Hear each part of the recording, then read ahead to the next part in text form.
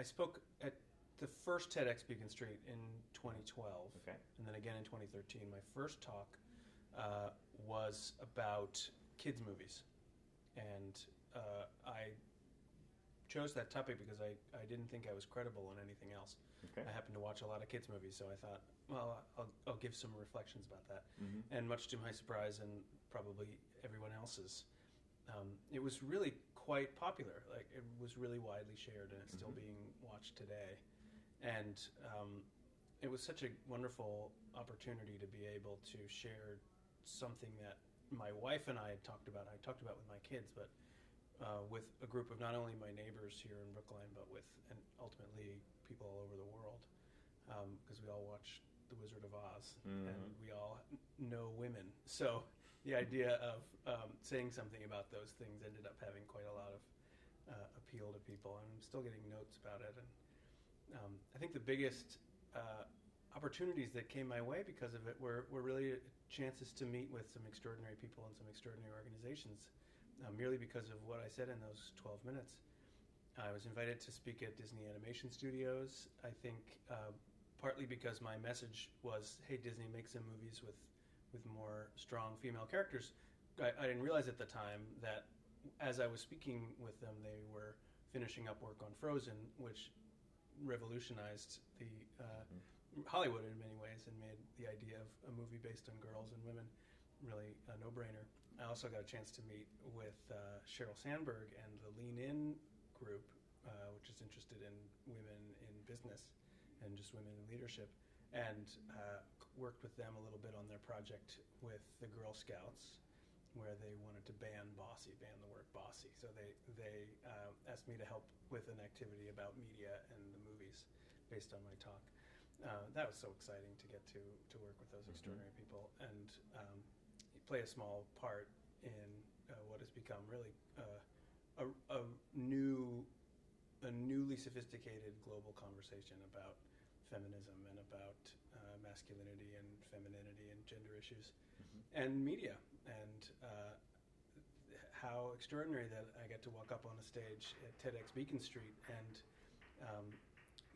say some things that occurred to me in my living room and really be a part of a conversation that's happening all over the world.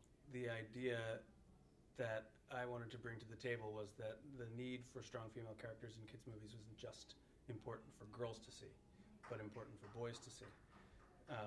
Because I think as much as you tell girls that they can do anything, if there are boys who grow into men who tell them they can't do anything, who are still in charge, doesn't matter how empowered the girl feels, they're still getting opposition. And we need to work both sides, so we need to reduce the opposition at the same time as we build the confidence. And I felt that very strongly as I'm looking at my own son growing up and seeing the world that he inhabits and the movies that he watches and the things that his friends say and the signals that he gets everywhere, and how what an interesting challenge it is to try to have a point of view that isn't what the mainstream culture tells you should have, but actually how important it is for a parent to try to instill that confidence and say, you can believe something that you know is true, even if for quite a lot of your life, nobody's going to be agreeing with that, or not apparently. So that was my aim, and I think it resonated with a lot of people.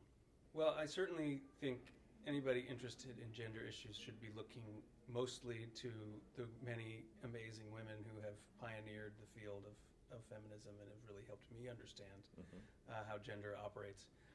I'm happy that I can play an important role for men who are trained to only look up to men.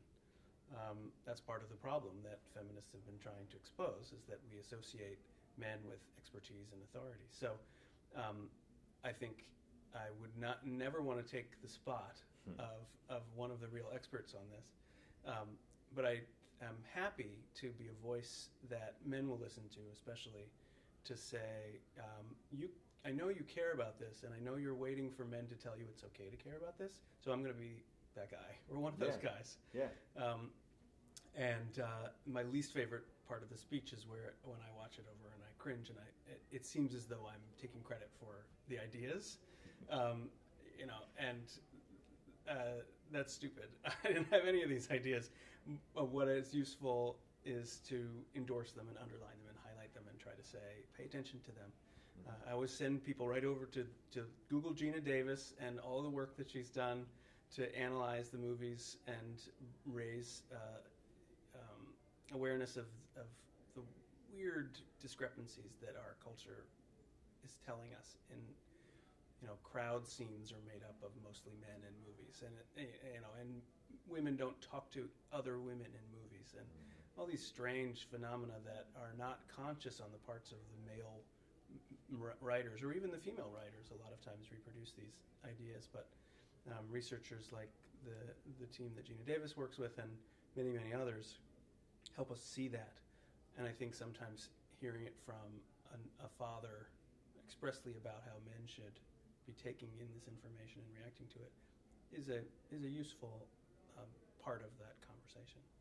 Last year I gave a talk also about the movies with a look at how being white is represented in the movies and how central sort of the straight white male hero is to our understanding of what a story is, what an adventure is. Yeah. And I expected that one to be harder for people to share. Mm-hmm. It may also not have been as good, but it was definitely didn't catch that viral wave. I think it's easier for men and women to talk right now about feminism and representation than it is for white people to talk to each other about race, or certainly for white and black people to talk about race in America. So, I threw that out there, and I still hope to be a part of the conversation in the future. I will be back on the TEDxBeaconStreet stage, not this year. I have a high bar for myself, so I really am looking for a way to advance the conversation. And I read a lot now and talk to a lot of people who are really studying the dynamics of power and bias in America and across the world. And so far, I feel like I could give a talk that paraphrased all of them, and that's like exactly the opposite of anything useful. Like, nobody needs another guy coming up and paraphrasing somebody else's work, especially a straight white guy. So I'm not going to be that guy. So I'm going to keep on hacking away until I see something, even a tiny bit new, that I can add while I'm paraphrasing everybody, and then I'll be back on the stage. One of the things that TEDxBeaconStreet does that's quite original and exceptional is try to involve the audience with speakers together, really doing things in the community that have to do with the ideas. And that's why we call it ideas in action. So not just watching something online and thinking about it, but getting to experience it and do it together. And I got the chance yesterday I got to do my own ideas in action adventure yesterday. I've been thinking for a long time about how to turn my talk into an adventure, and I realized that there's an obvious thing to do, which is to go to the movies. So I got a couple of folks who were coming to this event together, and we went to the movies. We saw Dear White People, and then talked about it, because really my idea worth spreading is just to watch movies that are captivating, intelligent, and then think and talk about what they're telling us. What are the messages in this that we're getting from the movies?